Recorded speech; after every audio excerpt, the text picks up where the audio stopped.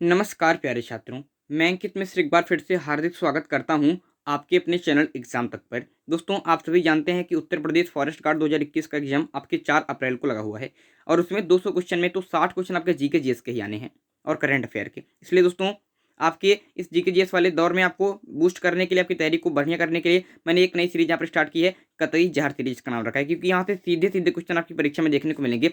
इसलिए जब तक आपका पेपर नहीं हो जाता तब तक ये सीरीज हमारी लगातार कंटिन्यू रहेगी, जब तक आपका पेपर नहीं हो पाएगा। इसलिए हमारे चैनल को सब्सक्राइब कर लीजिए और इसकी जितनी भी क्लास आएंगी उसको आप लगातार देखते चलेंगे। और जो भी क्वेश्चन मैं लिखाऊंगा एक नोट्स बना लीजिए और उसको नोट करते चलिए। और दिन भर में कम से कम एक बार समय निकाल कर 10 मिनट के लिए, 15 मिनट के लिए जो क्वेश्चन मैं आपको पढ़ाऊंगा यहाँ पर, जो आप लिखे रहेंगे नोटबुक में, उसको एक बार बस दोहरा लीजिए। बस बस आपको दोहराना है, रट्टा नहीं है, बस आपको दोहराना है। जो आपने लिखा है बस उसको पढ़ना है। बस आपको देखिए कैसी सारी चीजें आपके टिप पर याद हो जाती हैं। चलिए दोस्तों, शुरू करते हैं। तो यहाँ पर देखेंगे कि आपके जर्नल नॉलेज सामान्य ज्ञान का ये बहुत ही ज़्यादा इंपॉर्टेंट सीरीज है। पहला क्वेश्चन आज का है कि विश्व स्वास्थ्य संगठन कहाँ पर स्थित है। जो विश्व स्वास्थ्य संगठन है, WHO, वर्ल्ड हेल्थ ऑर्गेनाइजेशन, इसका क्या है दोस्तों, इसका आपके संग ये कहाँ पर स्थित है, तो आपके जिनेवा स्विट्जरलैंड में, जिनेवा स्विट्जरलैंड में ये स्थित है। बहुत ही ज़्यादा इंपॉर्टेंट है ये क्वेश्चन दोस्तों। मैं आपको और बता देता हूँ कि स्विट्जरलैंड की संसद को किस नाम से जानते हैं। तो स्विट्जरलैंड दोस्तों है, इसकी संसद को आपके फेडरल असेंबली कहते हैं, फेडरल असेंबली कहते हैं। जैसे दोस्तों हमारी जो संसद है इसको संसद दिखाते हैं, अमेरिका की संसद को कांग्रेस कहते हैं, उसी प्रकार से जो स्विट्जरलैंड है इसकी जो संसद है इसको फेडरल असेंबली के नाम से जाना जाता है।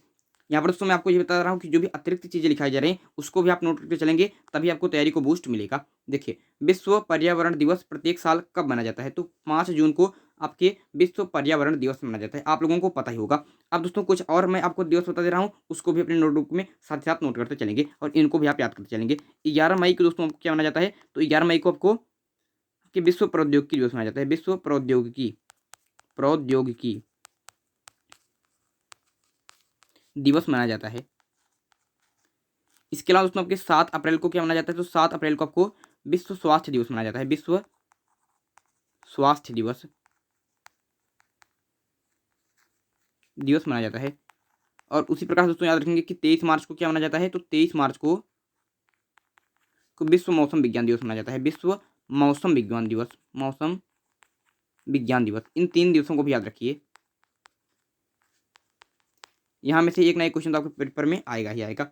नेक्स्ट क्वेश्चन आज का हमारा तीसरा क्वेश्चन कि PSLV का फुल फॉर्म क्या है। दोस्तों ये कंप्यूटर से आपका क्वेश्चन है कि PSLV का फुल फॉर्म क्या है, तो polar satellite launch vehicle, polar satellite launch vehicle आपका PSLV का पूरा नाम है। बहुत ज़्यादा इंपॉर्टेंट है, ऐसे आपसे पूछ लेता है। 2-3 मैं आपको फुल फॉर्म और बता दे रहा हूँ, उसको भी नोट करते चलेंगे। जैसे दोस्तों आपसे पूछ लेता है कि रैम जो आप पढ़ते हैं उसका फुल फॉर्म क्या है, तो रैम का है कि रैंडम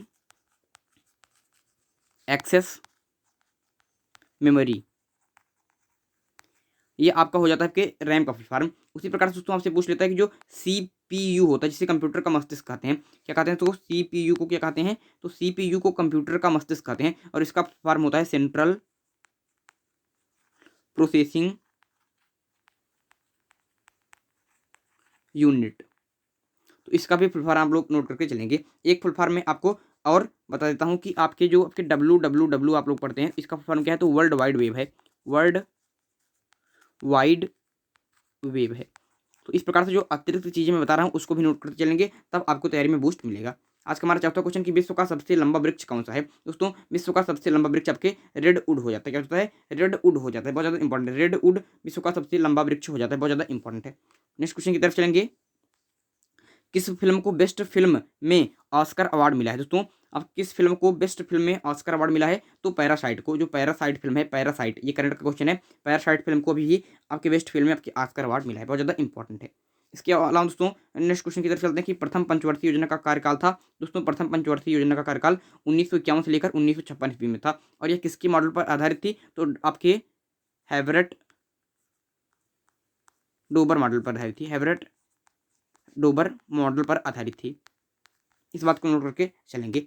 नेक्स्ट क्वेश्चन की आपके भारत में विमुद्रीकरण कब हुआ, तो भारत में विमुद्रीकरण आपके 2016 में हुआ था, जहाँ पर आपकी नोटबंदी हुई थी ना, जानते हैं ना। तो भारत में विमुद्रीकरण कब हुआ, तो 2016 में। बहुत ही ज़्यादा इंपॉर्टेंट है, ये क्वेश्चन आपसे परीक्षा में पूछ लेता है। नेक्स्ट क्वेश्चन आज का हमारा 8वां क्वेश्चन कि रक्त का थक्का जमाने में कौन सा विटामिन मदद करता है, तो रक्त का आपके थक्का जमाने में विटामिन के मदद करता है। इस बात को याद रखिए दोस्तों। विटामिन के का रासायनिक नाम क्या है, इस क्वेश्चन का आंसर आप लोग कमेंट बॉक्स में अवश्य दीजिएगा। मैं आपके कमेंट का इंतजार करूंगा कि विटामिन के का रासायनिक नाम क्या है। जिनको भी पता हो कमेंट बॉक्स में अवश्य बताइएगा। इसके अलावा जो और रासायनिक नाम मैं आपको देता हूँ, विटामिन ए का रासायनिक नाम क्या है, तो विटामिन ए का रासायनिक नाम आपके रेटिनॉल हो जाता है। और इसकी कमी से जीरोप्थैलेमिया और रतौंधी जैसे रोग हो जाते हैं, रतौंधी रोग हो जाते हैं। ठीक है दोस्तों, विटामिन बी का रासायनिक नाम क्या है, तो विटामिन बी का रासायनिक नाम आपके क्या हो जाता है, इसका नाम आपके होता है थायमिन होता है। हाँ, थायमिन याद नहीं आ रहा था, थायमिन। और थायमिन और उसकी कमी से आपके बेरी बेरी रोग होता है, बेरी बेरी बेरी बेरी रोग हो जाता है। समझ रहे हैं आप। इसके अलावा विटामिन सी का रासायनिक नाम क्या है, तो विटामिन सी का रासायनिक नाम आपके स्कर्बिक एसिड होता है, स्कर्बिक एसिड। ठीक है दोस्तों, एस्कर्बिक एसिड होता है और इसकी कमी से स्कर्वी रोग भी हो जाता है। इस बात को नोट करके चलेंगे। विटामिन डी के रासायनिक नाम क्या है, कैल्सीफेरॉल हो जाता है, फिरॉल। और इसकी कमी से आपके रिकेट्स रोग हो जाता है बच्चों में। और ऑस्टोमलेशिया, ऑस्टोमलेशिया रोग हो जाता है आपके वयस्कों में, वयस्क में, जहाँ पर हड्डी कमजोर हो जाती है। इसकी कमी से तो विटामिन आपके डी कमी से। रिकेट्स आप जानते हैं। विटामिन ए का रासायनिक नाम क्या होता है, तो टोकोफेरॉल होता है, टोकोफेरॉल। और इसकी कमी से आपके बांझपन आ जाता है और इसे सुंदरता का विटामिन भी कहा जाता है। तो इतनी चीजें आपको याद होनी चाहिए। विटामिन के का रासायनिक नाम क्या है, ये आप लोग कमेंट बॉक्स में अवश्य ही बताएंगे।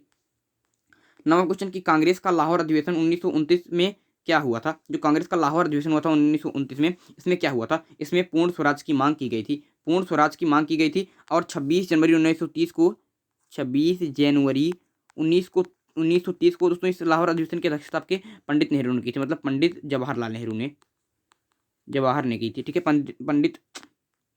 पंडित जवाहरलाल नेहरू ने आपकी इसकी अध्यक्षता की थी। और इसमें पूर्ण स्वराज की मांग की गई थी। और 26 जनवरी 1930 को आपके स्वाधीनता दिवस मना भी लिया गया था। और इसीलिए 26 नवंबर 1949 को ही आपके भारतीय संविधान बन गया था, लेकिन उसको लागू किया गया आपके 26 जनवरी 1930 को, 26 जनवरी 1950 को, क्योंकि 26 जनवरी के दिवस को वो आपको हाईलाइट करना चाहते थे, इसकी मान्यता को बरकरार रखना चाहते थे। इसलिए इन्होंने 26 जनवरी को आपके भारतीय संविधान को अंगीकृत किया था पूर्ण रूप से। आज का हमारा अंतिम क्वेश्चन, 10वां क्वेश्चन कि द व्हाइट टाइगर पुस्तक के लेखक कौन है, तो अरविंद अडिगा है। कौन है, अरविंद अडिगा आपके द व्हाइट टाइगर के लेखक हैं। दो पुस्तक आपको और बता देता हूं, एक होता है आपके Train to Pakistan, Train to Pakistan.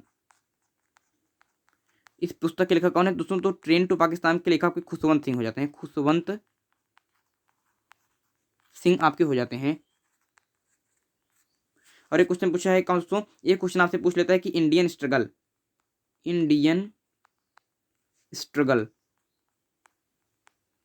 ये पुस्तक किसने लिखी है, इंडियन स्ट्रगल पुस्तक किसने लिखी है, तो सुभाष चंद्र बोस ने, सुभाष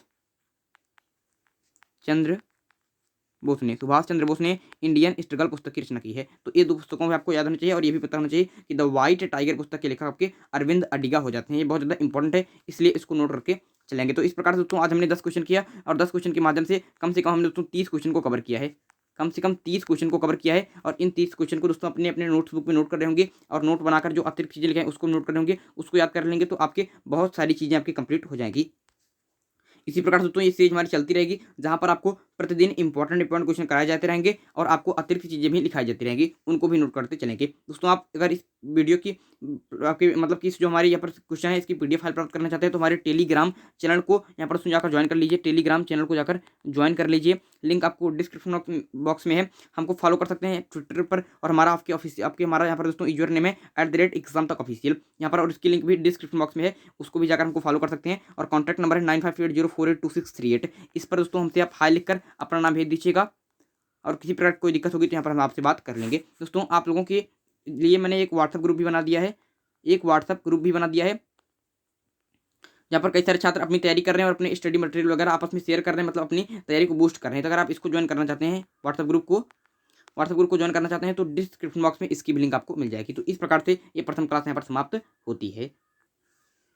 तो मात्र दोस्तों लगभग 10 मिनट की ये सीरीज है और 10 मिनट में आपको कितनी ज़्यादा इंपॉर्टेंट चीज़ आपको मिल गई। अगर रोज आपका 10 मिनट बच जाएगा, 10 मिनट अगर आप इसको पढ़ते रहेंगे तो आप समझ कर चलेंगे कि आपके 60 में से 60 क्वेश्चन अगर आप कहेंगे तो 50 क्वेश्चन तो आपको इसी सीरीज से मिल जाएंगे। ये बात दोस्तों मैं दावे के साथ कह सकता हूँ, क्योंकि जितनी चीज़ें मैं आपको लिखा रहा हूँ, जितनी चीज़ें बता रहा हूँ एक क्लास के 10 मिनट क्लास में, इतनी अतिरिक्त चीज़ें आपको कोई बता नहीं पाएगा। इसलिए इस चैनल को सब्सक्राइब कर लीजिए और आप लोग बढ़िया एक टाइमिंग बता दीजिए कि किस टाइमिंग में इसकी क्लास रखी जाए, सुबह में या फिर शाम में, और अगर सुबह रखी जाए तो कितने बजे, शाम को रखी जाए तो कितने बजे, ये बात आप कमेंट बॉक्स में बता दीजिएगा और हमारे व्हाट्सएप ग्रुप को भी जाकर ज्वाइन कर लीजिएगा। चलिए दोस्तों, आज के लिए आपसे लेते हैं विदा। अगले वीडियो में एक इंपॉर्टेंट टॉपिक के साथ फिर होगी मुलाकात।